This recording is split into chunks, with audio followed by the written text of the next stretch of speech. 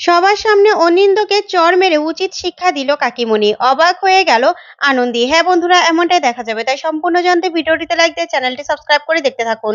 গল্পের শুরুতেই দেখা যাবে সুপায়ন ভ্যাকসিন চুরি করতে আসে। ঠিক তখনই একটা অ্যালার্ম বেজে উঠলে আনন্দী সেখানে চলে আসে আর এসে বলতে থাকে, এখানে তো কেউ নেই।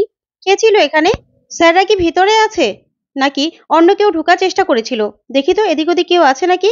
এই বলে আনন্দী এদিক ওদিক দেখতে থাকে। ওইদিকে সুপায়ন সুযোগ বুঝে তাড়াতাড়ি করে সেই ভ্যাকসিনের রুমের মধ্যে ঢুকে পড়ে। এদিকে আনন্দী কাউকে দেখতে পায় না। তখন আনন্দী বলতে থাকে, কেউ তো নেই এখানে। তখনই আদি সেখানে চলে আসে আর এসেই বলতে থাকে, কি আনন্দী, আপনি এখানে কি করছেন? তখন আনন্দী বলতে থাকে, স্যার, আচ্ছা ভ্যাকসিনটা কোথায় আছে আমাকে বলুন তো। তখন আদি বলতে থাকে, কেন বলুন তো। তখন আনন্দী বলতে থাকে, বলুন না। তখন আদি বলে, এই তো এই রুমে আছে। তখন আনন্দী বলতে থাকে, স্যার, এই যে লাল রঙের বাতিটা কেন জ্বলছে? অ্যালার্ম বাজছিল তো। তখন আদি বলে, না আনন্দী, এখানে কিছুই হয়নি। আপনি না তাড়াহুড়ো করছেন, তাই হয়তোবা এসব ভাবছেন। কিন্তু আপনি এখানে কেন এসেছেন বলুন তো? আর এখানে না কেউ চাইলেও ঢুকতে পারবে না, কারণ আমার ফিঙ্গারপ্রিন্ট দিয়ে লক করা। কেউ ইচ্ছে করলেও ঢুকতে পারবে না। তখন আনন্দী বলে, তাহলে তো ঠিকই আছে। তাহলে স্যার, আপনারা কি ভ্যাকসিনটা বানানো শুরু করে দিয়েছেন? তখন আদি বলতে থাকে, না আনন্দী, কেন বলুন তো। তখন আনন্দী বলতে থাকে, না না স্যার, আমি না আপনাদের এই ভ্যাকসিন বানানোর সাক্ষী থাকতে চাই। আমিও আপনাদের সাথে থাকতে চাই স্যার। আমাদের মতো গরিব মানুষরা তো কখনো এসব দেখতে পারে না। তাই আমাকে যদি আপনি দেখতে দিতেন, সাথে রাখতেন, তাহলে আমার খুব ভালো লাগতো। কারণ আমার না খুব স্বপ্ন ছিল। তখনই আদি বলতে থাকে, আপনাকে তো কথায় হারানো যাবে না, চলুন তাহলে। এই বলেই আদি আর আনন্দী সেখান থেকে চলে যায়। ওইদিকে সুপায়ন ভিতরে গেলেই তিথির সুপায়নের কাঁধে হাত রাখে। তখন সুপায়ন ভয় পেয়ে যায়। তখন তিতির বলতে থাকে, কি ব্যাপার সুপায়ন দা, আমার উপস্থিতি মনে হচ্ছে তুমি ভয় পেয়ে গেলে। তখন সুপায়ন বলতে থাকে, তুমি তুমি এখানে কি করছো তিতির? তখন তিতির বলতে থাকে, তোমার দিকে নজর রাখতে এসেছি। তুমি এই ভ্যাকসিনটা চুরি করে কি করবে সেটা জানতে এসেছি। তখনই সুপায়ন বলতে থাকে, শোনো তিথির, তুমি না এগুলো নিয়ে ভেবো না। তখন তিথির বলতে থাকে, আমাকে তো ভাবতেই হবে সুপায়ন দা, কারণ তুমি এই ভ্যাকসিনটা চুরি করলে এখান থেকে সরিয়ে নিলে আদির ক্ষতি হবে, ওর লাইফটা পুরো শেষ হয়ে যাবে। ওর লাইফে ডক্টর ছাড়া আর কিছুই নেই। ও ডক্টর, জীবনে ডক্টর হওয়াটাই ওর লাইফে সবকিছু ছিল। ও যদি সেই জিনিসটা হারিয়ে ফেলে না, ওর লাইফটা পুরো শেষ হয়ে যাবে। আমি তো সেটা হতে দিতে পারি না, কিছুতেই না। তুমি আদির ক্ষতি করবে সেটা আমি কিছুতেই হতে দিতে পারবো না। এই বলে সুপায়নের কলার ধরে তিথির। তখন সুপায়ন বলতে থাকে, শোনো তিথির, এসব না ভালোবাসার সিম্প্যাথি আমাকে দেখাবে না। বুঝতে পেরেছো? এগুলো যে জায়গায় দেখানো সেই জায়গায় দেখাবে। শোনো, আমি যখন ভ্যাকসিনটা চুরি করব না, আদি যখন পুরো ভেঙে পড়বে, ও যখন পুরো শেষ হয়ে যাবে না, তখনই তুমি ভালোবাসার সিম্প্যাথি গুলো দেখাবে আর ওকে কষ্ট থেকে উঠাবে। বুঝতে পেরেছো? আর ওর সাপোর্ট হয়ে তুমি ওর সামনে যাবে। তাহলে দেখবে এই তোমার ভালোবাসার সিম্প্যাথিটা না কাজে লাগবে। আর আস্তে আস্তে শালাবাবু তোমার ভালোবাসাটাও বুঝতে পারবে। তখন এই কথাতে তিথির বলতে থাকে, শোনো আর সুপায়ন দা, আমার ভালোবাসা কি করে আমি পাবো না পাবো সেটা আমার ব্যাপার। এগুলো করে তুমি কখনোই আদিকে বিপদে ফেলতে পারবে না। বুঝতে পেরেছো? তখন সুপায়ন বলতে থাকে, শোনো তিথির, শালাবাবু না একদম ঠিক কাজ করেছে। তোমাকে বাদ দিয়ে ওই যে চালচুলোহীন মেয়েটা, ওকে ধরেছে, যে কিনা এখন লাহিড়ী বাড়িতে রাজ করছে। বুঝতে পেরেছো? তুমি না কিছুই বোঝো না। তোমাকে কেন ভালোবাসবে আমার শালাবাবু বলো তো? তাই ওনা একদম ঠিক করে বেছে নিয়েছে, ওই আনন্দেই ভালোবাসা পাওয়ার যোগ্য। তখন তিথি বলতে থাকে, না সুপায়ন দা প্লিজ এই কথা বলবে না। তখন সুপায়ন বলতে থাকে, তাহলে আমার সঙ্গে হাত মেলাও, তোমার না ভালো হবে।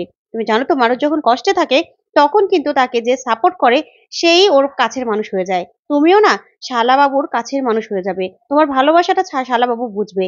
বুঝতে পেরেছো? তুমি আমার সঙ্গে হাত মেলাও। তখনই তিথির বলতে থাকে, ঠিক আছে, আদিকে পাওয়ার জন্য আমি সবকিছু করতে পারি। এই বলে সুপায়নের সঙ্গে হাত মিলায়। তারপরে সুপায়ন ভ্যাকসিনটা চুরি করতে থাকে।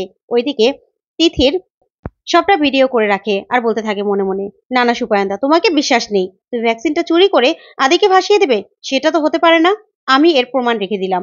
এই বলে সবটা ভিডিও করে রাখে তিথির। তারপরে দেখা যাবে সুপায়ন সেখান থেকে ভ্যাকসিনটা নিয়ে চলে যায়। ওইদিকে আনন্দী, আদি, তারপরে অপূর্ব আর স্যারের সব রিচার্জ গুলো দেখতে থাকে আর দেখেই বলতে থাকে, বাবা, স্যাররা কত কষ্ট করছে। যাক, এতে তো ঠাম্মির একা নয়, গরিব মানুষদের সবার ভালো হবে। আমরা তো গরিব মানুষ, ডাক্তারি পড়ার কথা ভাবতেও পারি না। আসলে সেই জন্যই তো স্কুল কলেজ পড়েই বাদ দিয়ে দিলাম। না হলে তো ডক্টর হওয়া আমার স্বপ্ন ছিল, কিন্তু সেটা তো আর আমি পূরণ করতে পারলাম না। তারপরে আদি আনন্দীকে দেখে মনে মনে বলতে থাকে, বাবা আনন্দী, আপনি এখনো দাঁড়িয়ে আছেন। তারপরে আদির স্যার আদিকে বলতে থাকে, আদি, এখন না চোখ বন্ধ হয়ে আসছে, চলো একটু রেস্ট নেওয়া দরকার, চলো একটু বাইরে থেকে ঘুরে আসি। তখন আদি বলতে থাকে, ঠিক আছে স্যার, চলুন। আচ্ছা অপূর্ব, চলুন। এই বলে ওরা বাইরে এসে আনন্দীকে দেখে স্যার বলতে থাকে, এ কি আনন্দী, তুমি এখানে? তা কেন এসেছো? নিজের স্বামীর দিকে নজর রাখতে নাকি অন্য কোনো কাজে?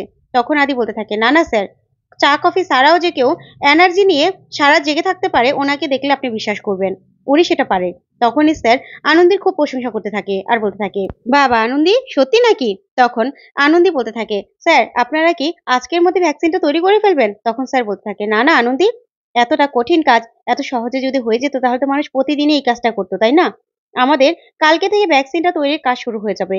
তুমিও না আমাদের সাথে একটা টিম হয়ে থাকবে, তুমিও আমাদের সঙ্গে থাকবে, আমাদের সাথে সাক্ষী হয়ে থাকবে।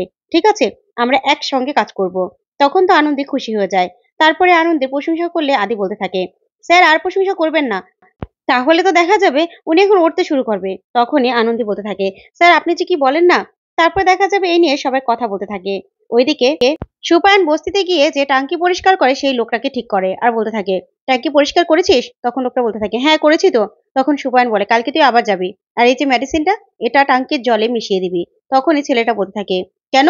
আপনি কি আমাকে খারাপ মানুষ ভেবেছেন নাকি? যে আপনার কথায় আমি মানুষের ক্ষতি করতে এই ভ্যাকসিনটা মিশিয়ে দেবো?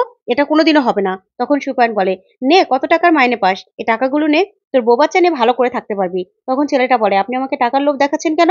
আমার না টাকা পয়সার দরকার নেই। আমি আপনার থেকে টাকা নিয়ে এতগুলো মানুষের ক্ষতি করতে পারবো না, কিছুতেই না। তখন সুপাইন বলতে থাকে, তোমার বউ তোমার বাচ্চাকে নিয়ে স্কুলে গেছে না? এমন যদি হয় যে তোমার বাচ্চা মরে সেই টাঙ্কিতে ভেসে আছে তাহলে কেমন হবে? তখনই ছেলেটা ভয় পেয়ে যায়। তখন সুপাইন বলতে থাকে, শোনো, এত ভেবো না, বুঝতে পেরেছো? এটা নিয়ে জাস্ট মিশিয়ে দেবে, আর কিছুই না, বাকিটা আমি দেখে নেব। তখনই ছেলেটা রাজি হয়ে যায়।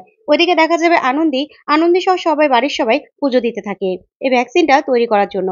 তখনই আনন্দী মনে মনে বলতে থাকে, মা দুর্গা তুমি দেখো, স্যার যেন এটাতে সফল হয়, তাহলে তো শুধুমাত্র ঠাম্মির নয়, সবার ভালো হবে। তখনই সেখানে ঠাম্মি চলে আসে আর এসে বলতে থাকে, বাবা নাথবো, তোরা এত ভালো করে পুজো দিচ্ছিস? তখন আনন্দী বলতে থাকে, ঠাম্মি, স্যাররা তো আজকে ভ্যাকসিন বানানো শুরু করবে, তাই। তখন ঠাম্মি বলতে থাকে, যাক ভালোই হবে, আমার তো আর একা নয়, আমার দাদু ভাইয়ের জন্য যেমন আমরা ভালো আছি, তেমন যেন আরো অনেক মানুষ ভালো থাকতে পারে, সেই জন্য এই ভ্যাকসিনটা যেন ঠিকঠাক মতো তৈরি হয়, তুমি দেখো। ঠিক তখনই সেখানে অনিন্দ চলে আসে, এসে তনুশ্রীকে বলতে থাকে, তনুশ্রী, ঘটা করে এখানে পুজো দেওয়া হচ্ছে, তাই তো? আমি কি মেডিনিসটা যাবো না? আমার পার্স, আমার প্যান্ট, আমার শার্ট কোথায় আছে? আমি তো কিছুই খুঁজে পাচ্ছি না। তাড়াতাড়ি করে খুঁজে দিয়ে যাও। তখনই তনুশ্রী বলতে থাকে, আমি তো ওখানেই রেখেছিলাম। এ বলে তনুশ্রী যেতে থাকলেই আনন্দী তনুশ্রী হাতটা ধরে ফেলে আর বলতে থাকে, না তনুশ্রীদি, একদম না। তখনই অনিন্দ বলতে থাকে, আনন্দী তুমি কিন্তু বড্ড বাড়াবাড়ি করছো। তখনই আনন্দী একটা প্রদীপ হাতে নিয়ে অনিন্দার সামনে ধরে আর বলতে থাকে, একদম কথা বলে না, মা দুর্গা হয়ে একদম আপনার গায়ে আগুন লাগা দিতে আমার সময় লাগবে না। তখন অনিন্দ বলতে থাকে, কি বলতে চাও তুমি? তখন আনন্দ বলতে থাকে, কেন? কালকে তো আপনি তনুশ্রীদি আর অপূর্বদাকে মারার জন্য গুন্ডা পাঠিয়েছিলেন, তাই না? তাই তনুশ্রীদি এটা পারবে না, পারবে না। তখনই এই কথা শুনে সবাই হাঁ করে তাকিয়ে থাকে। তখন আনন্দী বলে, এটা করার আগে ভাবেননি যে তনুশ্রীদির কি লাগতে পারে? আর আপনি কেন করেছিলেন এটা? কেন? আপনাকে সেটা সত্য দিতে হবে। আর তাছাড়া তনুশ্রী তো আপনার ওয়াইফ নয়, আপনাদের ডিভোর্স হয়ে গেছে। ঠিক তখনই দেখা যাবে কাকিমণি এসে অনিন্দকে ঠাসিয়ে একটা চড় মারে। তখন অনিন্দ চমকে যায়। ওইদিকে দেখা যাবে সাংবাদিকরা সবাই আদির ইন্টারভিউ নিতে থাকে আর বলতে থাকে, স্যার আপনারা কি মনে করছেন এই ভ্যাকসিনটা তৈরি করলে সবার জন্য ভালো হবে? তখন আদি বলতে থাকে, দেখুন, সেটাই তো মনে করছি, আর এখন এই ব্যাপারে আমরা কোনো কথা বলতে চাইছি না। এদিকে দেখা যাবে কাকিমণিকে অনিন্দ বলতে থাকে, মা তুমি আমাকে মারলে? তখন কাকিমণি বলতে থাকে, হ্যাঁ, তুই তো তনুশ্রীকে মারার জন্য লোক পাঠিয়েছিলি, এত বড় সাহস তোর! শোন, বাড়ির বউদের গায়ে হাত দিতে হয় না, তুই সেটা জানিস না? আমি যা করেছি ভুল করেছি। কাকিমণির এমন কাণ্ড দেখে আনন্দী, তনুশ্রী সহ সবাই চমকে যায়। তখন তনুশ্রী বলতে থাকে, কি ব্যাপার, মায়ের আবার শরীর খারাপ হলো নাকি? মা এগুলো কি করছে? তখন আনন্দী বলতে থাকে, হতেও পারে। তখনই কাকিমণি অনিন্দকে অনেক কথা শোনাতে থাকে। তখন আনন্দী বলতে থাকে, কি ব্যাপার কাকিমণি, আপনি কি পাল্টি খাওয়ার ভ্যাকসিন খেয়েছেন নাকি? না হলে এরকম রাতারাতি পাল্টি খেয়ে গেলেন কি করে? তখনই কাকিমণি পুরো চমকে যায়। তো বন্ধুরা, আজকের আপডেটটি তোমাদের কাছে কেমন লাগলো কমেন্ট করে জানাতে ভুলবে না। আর পরবর্তী আপডেট পেতে চ্যানেলটি সাবস্ক্রাইব করবে। আজকের জন্য এই পর্যন্তই। ধন্যবাদ।